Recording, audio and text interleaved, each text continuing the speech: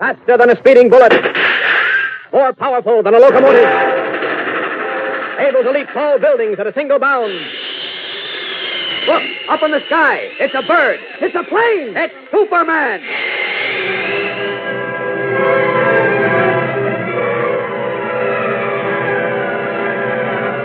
The Adventures of Superman. When the planet Krypton, home of a race of supermen, exploded into dust, the sole survivor was an infant boy who had been shot to earth in a sealed rocket. Today, that boy grown to manhood is known as Superman, sworn enemy of the forces of evil. To aid him in his never-ending fight for truth and justice, he masquerades as Clark Kent, crime reporter for a great metropolitan newspaper. His secret is carefully guarded. No one is aware that Kent is Superman. No one but you. Join with us now on ABC as Superman saves an innocent boy from the electric chair in an exciting transcribed story of crime and courage entitled 1 Minute to Death.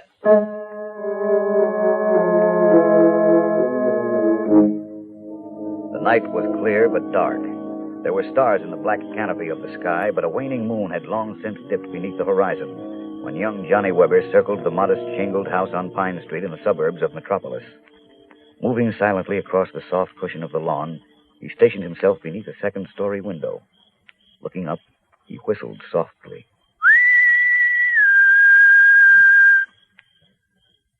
A long moment of silence, broken only by the chirping of crickets and the hum of insects.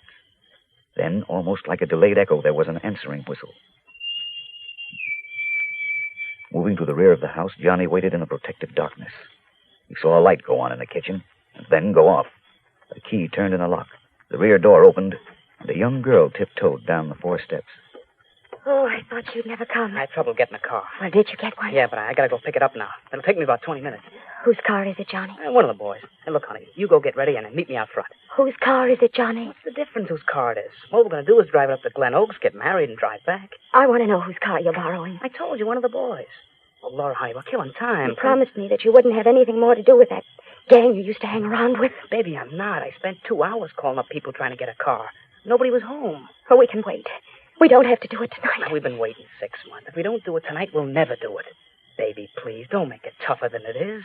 You still haven't told me whose car it is. You wouldn't know if I did tell you. Just a guy. And anyway, baby, we're only taking it for the night, that's all. After we give it back in the morning, we're through with the car and we're through with him. I don't like you getting mixed up with those hoodlums again. I'm not getting mixed up. Baby, believe me. You go get ready. I'll be back in 20 minutes. Johnny, wait. You've got to promise me something. What? That you'll return the car in the morning and never have anything more to do with whoever you're borrowing it from. Sure, baby. Why not? On your word of honor, Johnny? On my word of honor.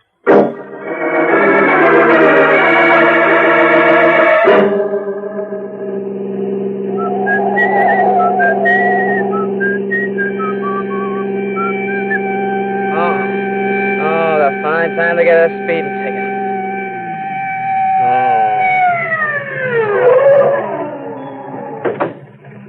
You in a hurry, son? Yeah. Matter of fact, I am, officer. All right, let's see your driver's license. Oh, sure. I'm on my way to pick up my girl. Here, we get married in Glen Oaks tonight. I guess I was so happy about it, I forgot it was going so fast. Registration? Huh? Car registration. The owner's license. That's it. Oh, gosh, I forgot to get it. You see, I just borrowed this car for tonight. Oh? Who owns it? Friend of mine. What's his name? His name's Tony. Tony what? I don't know his last name. Must be a real good friend. Well, see, it's this way, Yeah? just borrowed the car for tonight and kind of me and my girl. Yeah, you said that before. Oh, did I? Yeah. Guess I did. What have you got in the back? Oh, nothing. Turn your motor off. Well, look, officer, my girl's waiting for me. Turn it off. Okay. Let's have the key. Yeah. Well, what are you looking for? Anything I can find. Now sit tight while I open the trunk. Well, why don't you just give me a ticket for speeding and let me go? You're going to get a lot more than a ticket for speeding. Get your hands up. What? Get out. Hey, what's the idea? Come on, keep them up. I don't get this. Not much you don't. Where'd you get the radios? The what? The 10 portable radios in the trunk. Well, I don't know what you're talking about. Come clean, Johnny. Where'd you get them? I told you, this ain't my car. I borrowed it. I don't know nothing about no radios. How about the name of the man you borrowed the car from? You remember it now? Yeah. Yes, I do. It's Dinelli. Tony Dinelli. Where does he live? I don't know. Honest, I don't. How'd you get the car? I picked it up at the Turnpike Tavern. It's kind of a roadhouse on the Turnpike. Yes, I know where it is. Is Dinelli there? I guess so. He was there when he gave you the car, wasn't he? Yeah, but I don't want to get mixed up with him. Why not? I just don't want to, that's all. You're going to have to get mixed up with him, Johnny. You say he owns this car. That's right. There are 10 new radios in the trunk that could have been stolen. That's fine. Well, we're taking a ride over to the Turnpike Tavern, and you're going to pick out Tony Dinelli for me, and I'm going to have a little talk with him.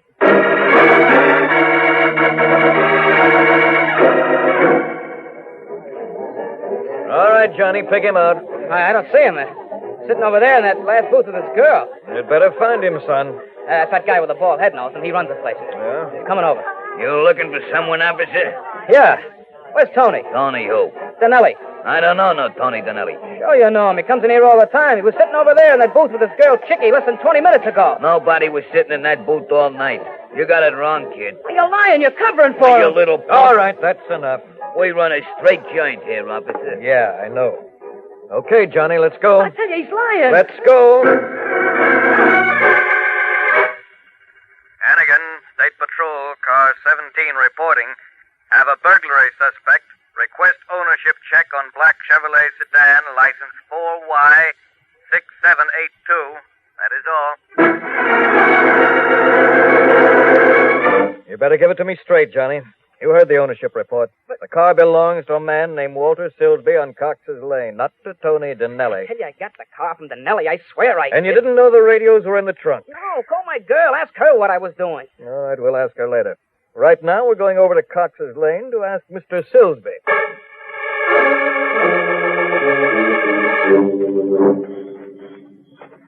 That must be his place, that shack.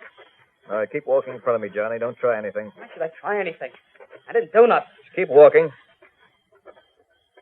Okay, hold up. Knock on the door. Maybe he's not home. There's a light on. All right, try the door. See if it's open. Step inside. Remember, Johnny, I've got a gun in your back. I didn't do it. I swear I didn't do it. 3 bullets in his chest and 1 in his I neck. never saw the guy before. You gotta believe me. You gotta. It's not up to me, Johnny. I'm taking you in for murder.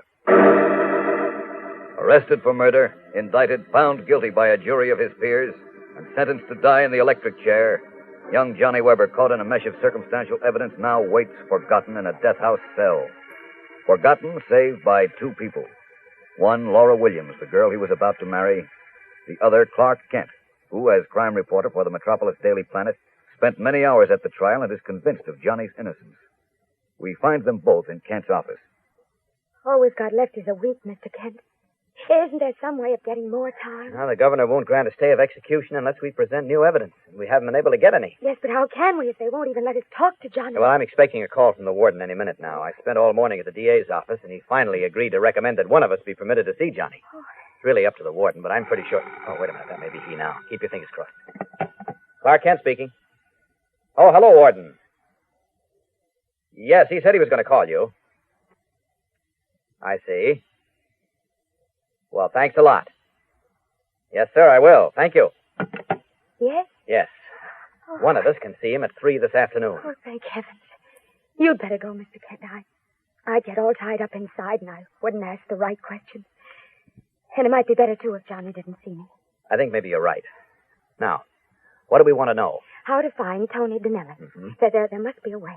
Tell Johnny he's got to give you the names of Dinelli's friends, the places he usually hangs out, anything he can tell you that might help. Okay. And, Mr. Kent. Yes? Tell Johnny not to give up hope. Tell him I haven't. And tell him I love him as much as I ever did.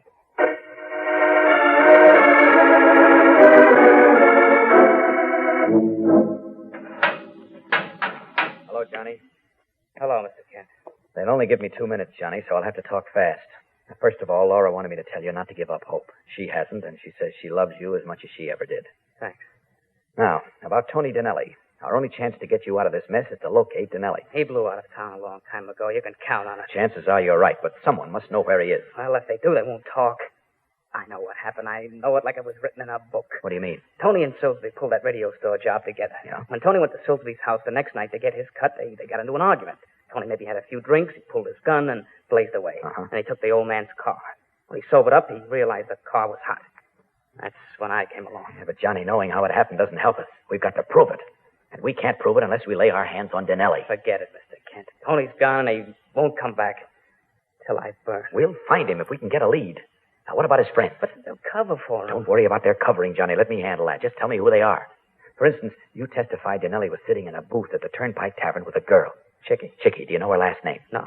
But was she Denelli's girl? I guess so. One of them, anyway. Describe her for me. She's a platinum blonde, about 5'3" or 4, kind of flashy, talks tough. Yeah? Used to be a cigarette girl in the joint before Tony picked her up. Go on. That's about all. She's a cheap, hard-drinking dame like 100 others. That doesn't help much, Johnny. Nothing distinctive about her, nothing different. The clothes she wears, her jewelry, or... Wait a minute. Tony gave her a ring with a great big green stone. An emerald? Emerald color, but it was too big to be real. Big around as a quarter. She wore it on her left hand. Now we're getting somewhere. She sounds like a good bet. Oh, you better find her first. We'll find her. Where does she hang out? Any one of a dozen gin mills in the South Side. Okay, my time's up, Johnny. I think I've got enough. Don't give up hope now, and remember that Laura and I are plugging for you. Thanks. Any message for Laura? Yes. Tell her to forget about me. You sure you want me to tell her that, Johnny? Yeah, I'm sure. Okay. No, Mr. Kent. Wait. Don't tell her that. Tell her I love her. Tell her no matter what happens, I'll always love her.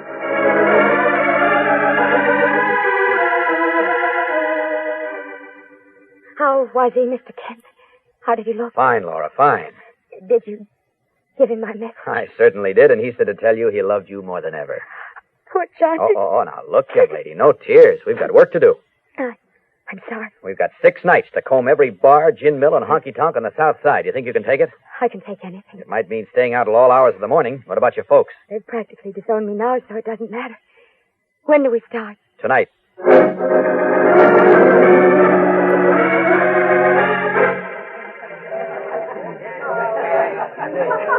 3:30, Laura. I think we've got to call it quits tonight.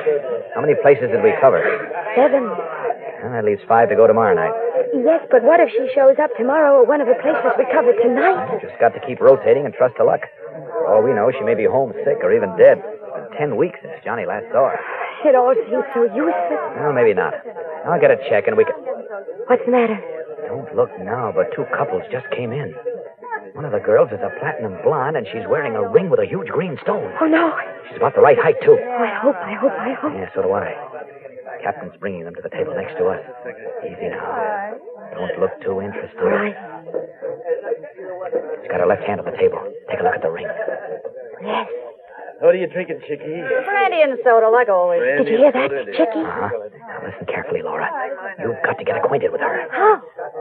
I'll tell you, we'll try pulling a fast one. I'll start an argument with you. I'll say, let's go home. You say no, you want to stay. I'll grab your arm and you slap my face. And then what? I'll act as though I'm going to beat you up.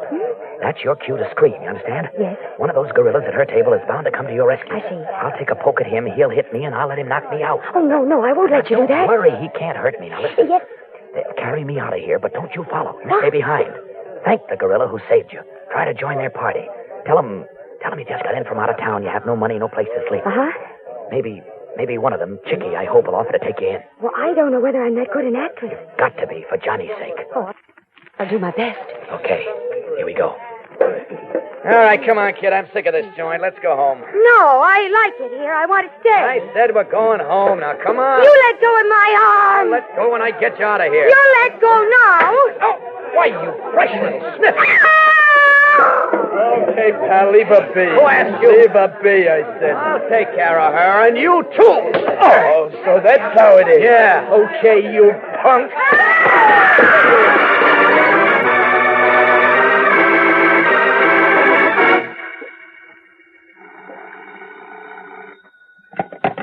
Clark Kent speaking. Mr. Kent, this is Laura. Laura, I've been waiting all morning to hear from you. Well, this is the first chance I had to get out. It worked, Mr. Kent. Yes, I know. What do you mean, you know? You went home with Chicky. But how? I waited outside the nightclub just to make sure. I followed you to her place, 274 Green Street. Yes, that's right. Where are you now? In a drugstore phone booth. Yeah? She's got a hangover, and I came down to get some aspirin tablets. I don't suppose you've had a chance to learn anything. No, we got home at 5 o'clock, and she slept until 11:30. Well, don't rush it, Laura. Take it easy. Gain her confidence before you start pumping her. Right? You might start by admiring that ring Denelli gave her. You know, the usual stuff. Did your boyfriend give it to you? And so forth and so on. Got it. If she opens up and talks, fine. But if not, let it drop for a while. Mr. Kent, we only had 6 days. I know, but don't worry about that. If you can learn where Denelli's hiding out, the rest is easy. Oh, I'll do my best. Oh, and Laura. Yes. Chances are she's got a picture of Denelli somewhere in her room. Maybe even in her pocketbook. Get hold of it if you can. Well, I will if she lets me stay with her. Okay. I'll be here if you need me. Good luck, Laura.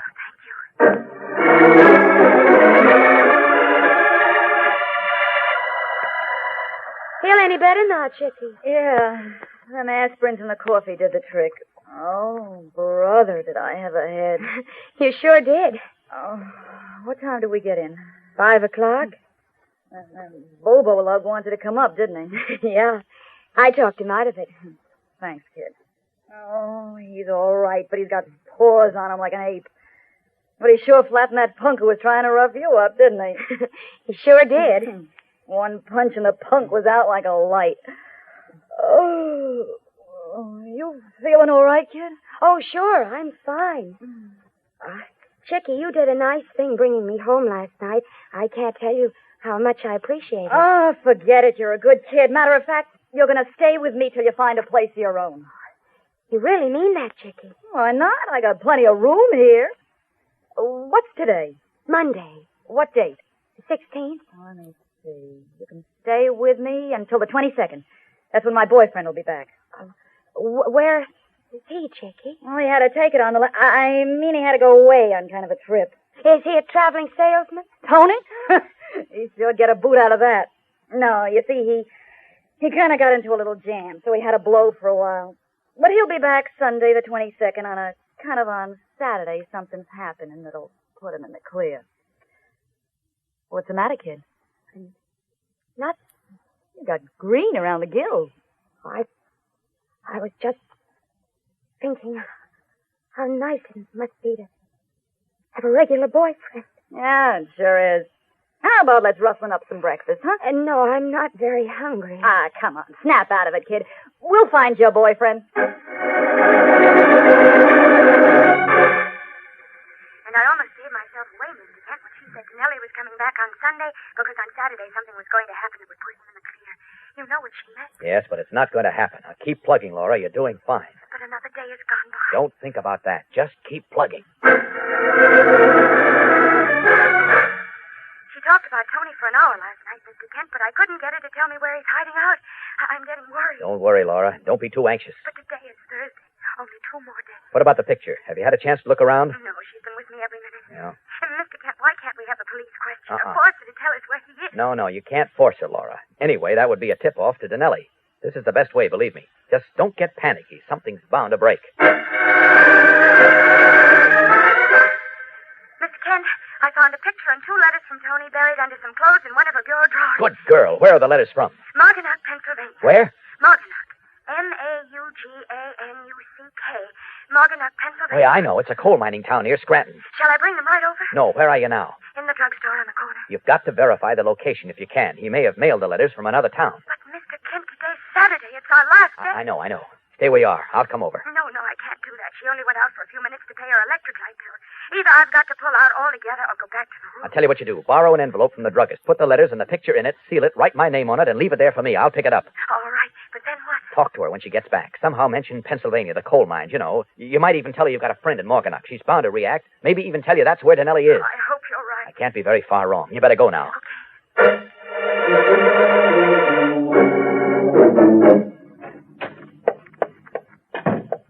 Oh, hello, Chickie. Hiya, Doc.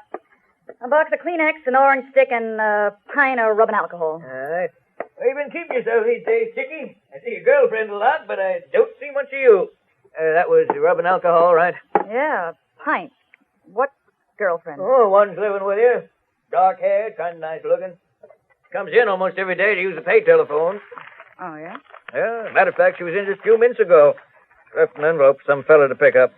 She did? Yeah, this one. Oh, let's see it, Doc. Sure. Clark Kent. Oh, yeah, I know this guy. Only you shouldn't have left it here for him. He's coming by the house. I'll take it with me. Oh, suits me. You finish wrapping that package, Doc. I gotta make a phone call. Okay. Why, that dirty, no good sneak.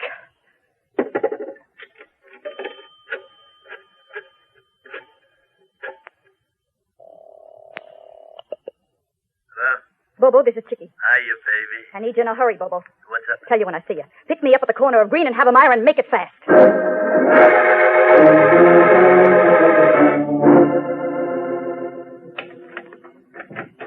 Oh, back so soon? Yeah, on in, Bobo.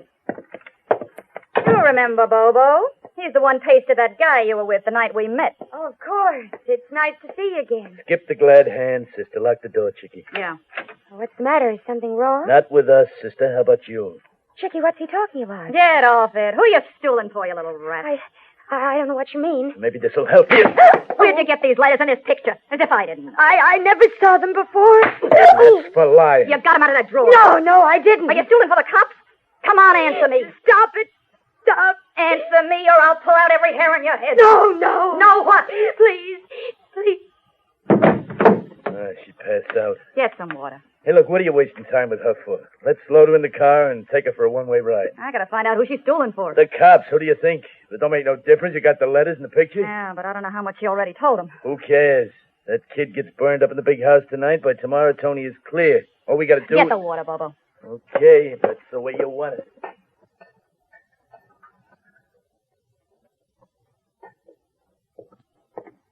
Yeah. Toss it in her face. Right. Lift her up and put her in a chair. Where am I? What happened? Quit stalling. You're right where you were, and you're gonna stay here till you sing. Who's Clark Kent? I don't know. All of a sudden, you don't know nothing, do you? Oh, please. You knew enough to duck into the drugstore every day and call the cops, didn't you? Please, I can't stand it. Then talk. I don't know anything. Let me work on it, Chicky. Nah, she'll just black out again. What you said before was the right pitch. Where can we do it? I know a place. Okay, we'll fix her, then we'll blow until tomorrow. Get a coat out of the closet. Come on now, up on your feet. Up. What are you going to do? Throw it over her shoulders. I'll go down first and get the car door open. You follow her and keep your gun in her back. Where are you taking me? Out for a little fresh air, sweetheart.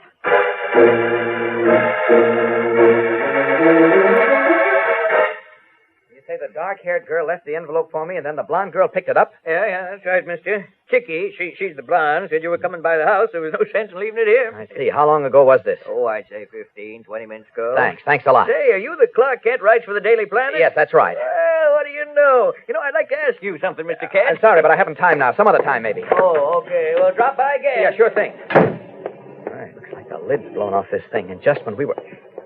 Great Scott! Ducking into an alley, Clark Kent looks on in tense amazement as he watches Laura forced into the back of a dark green sedan, obviously at gunpoint. His first instinct is to go to her rescue, but he restrains himself. Can't start any trouble on the street. It would mean police cars, reporters, a front-page story, and a tip-off to Denelli. I'll have to follow them wherever they go as Superman. Almost before the sedan has pulled away from the curb, Kent has made the transformation from the conservative business suit of a newspaper crime reporter to the brilliant red and blue costume of Superman. Leaping high into the air, the only human being on Earth who numbers among his other amazing powers the power of flight follows the dark green sedan as it turns a corner and heads for the outskirts of the city. 20 minutes later, in the darkening dusk of early evening, the car pulls into a narrow side road and comes to a stop. Okay, this is it. Get out. No, please, don't kill me. I'll tell you everything. It's too late now. Get out. Please. Come on, sister. No. Out you go. Stop it. You stay in the car, Chicky. Right, but make it fast. Go. Go of my arms. Let go, I said. All right, sister, say your prayer. I'd advise you to say yours first. Hey, what is this? Where did you come from? Out of the blue. Don't move, Laura. Let him have it, Bobo. Try it again, Bobo. Nothing happened. Watch what happens now. Don't let her get away. She's got the letters and the picture in her handbag. Oh, not so fast, Chicky. Go of me, you big ape. Here's the bag, Laura. Hold on to it. You'll pay for this. You just wait. Let's Get up to the main road, Laura, and flag the first car that comes along. Tell them to send the police back here in a hurry. Okay. You got no right to do this. Let's not discuss right and wrong, Chicky. Just tell me one thing. Where's Tony Denelli? How should I know? If you don't, who does? And you better tell me before the police get here, because when they do, it'll be too late. I didn't do nothing. Denelli murdered a man, and you shielded him. You're an accessory. Would you like to spend 10 years behind bars? For what? A cheap punk who turned his mother in to save his own skin? Think it over, Chicky.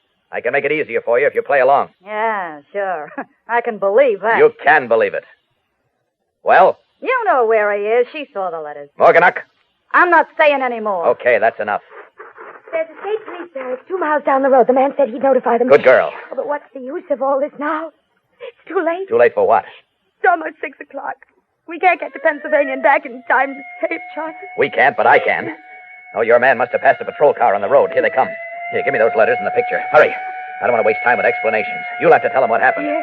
Do you really think... Don't worry. Pick up the gun her gorilla friend dropped and hold it on Chicky until the police get here. Have you got it? Yes. Okay, they're here. So long, and keep your chin up. Leaping into the now darkened sky, the Man of Steel hovers for a moment above the narrow side road until he is certain the police are on the scene. Then, turning in midair, he heads north, almost with the speed of light, racing against the grim specter of death.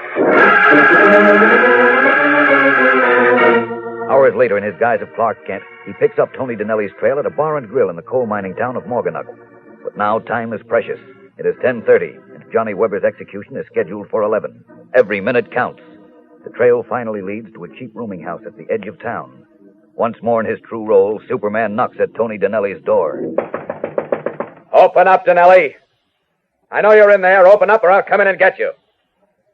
All right, if that's the way you want it, here goes. No time for horseplay, and anyway, I want that gun. Probably the one you used to murder Walter Silsby. Just to make sure you don't give me any trouble on the trip back to Metropolis, here's a little sleeping pill. Now to the state prison, but fast. I'm sorry, Superman, but there's nothing I can do about it. But they've got an innocent man in that execution room. This man is the murderer. That may be, but the only one who can stop it now is the governor, and there's no time. But I tell you... They're strapping him into the chair right now. They'll be pulling the switch at 11 sharp. Just 1 minute. There must be a way. There's got to be. Wait a minute. Yes, there is. Here, watch this punk for me. I'll be back. Racing into the prison yard, Superman's sharp eyes penetrate the darkness. In a split second, find what they want, the power lines running from the prison's electric generators. Leaping off the ground, he grips the heavily insulated wires in his hand, rips them apart as though they were cotton thread. There's a shower of sparks and a great hissing and crackling as the severed wires writhe and twist like tortured snakes. And the entire prison is plunged into merciful, life-giving darkness.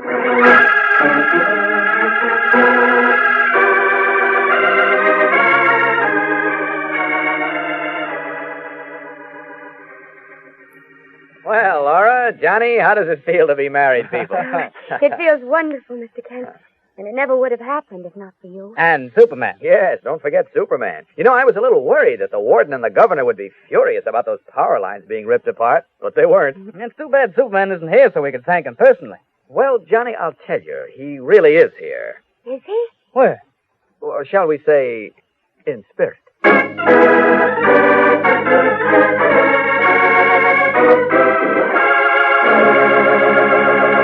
And so ends 1 Minute to Death on The Adventures of Superman, which come to you now each week at this same time over many of these ABC stations.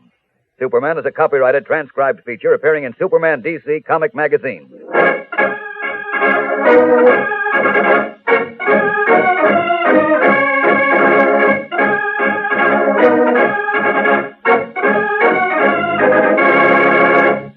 This is ABC, the American Broadcasting Company.